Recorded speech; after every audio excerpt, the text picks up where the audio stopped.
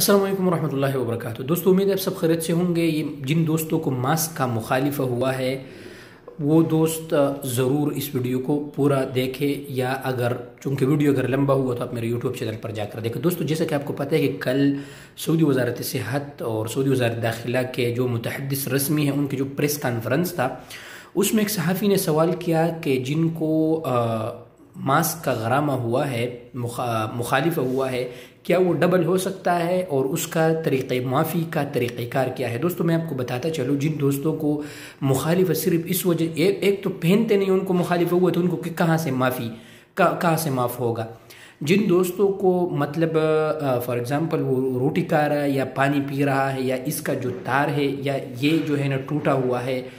जो भी हो,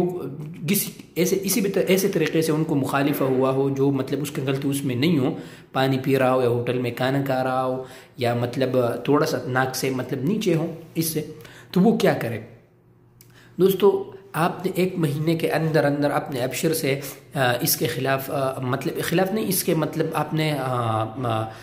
इसका शिकायत करना है कि मुझे मुखालिफा हुआ है, मतलब गलती इसमें मेरा नहीं था।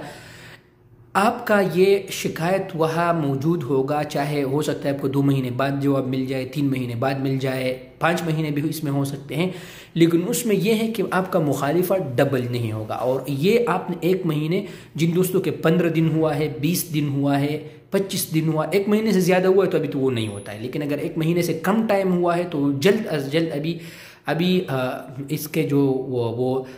तलब डाले अपने अबशर से। अगर आप अपने आप बेहतर ये है कि किसी मकतब इलेक्ट्रॉनियात वाले से आप कहे, वो आपसे कुछ पैसे लेंगे और वो अच्छी तरीके से लिख के आपके अबशर में जो है ना वो कर देंगे, तो इंशाअल्लाह अज़ीज़ जब ये हालात नॉर्मल हो जाएंगे तो अल्लाह से उम्मीद की जा सकती है कि आपका मुखालिफा इंशाअल्लाह माफ़ हो जाएगा।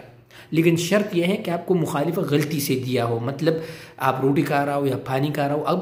अब अगर आपने पहना नहीं है तो किस चीज़ का आप माफ़ी का जो है ना वो तलब डालेगा।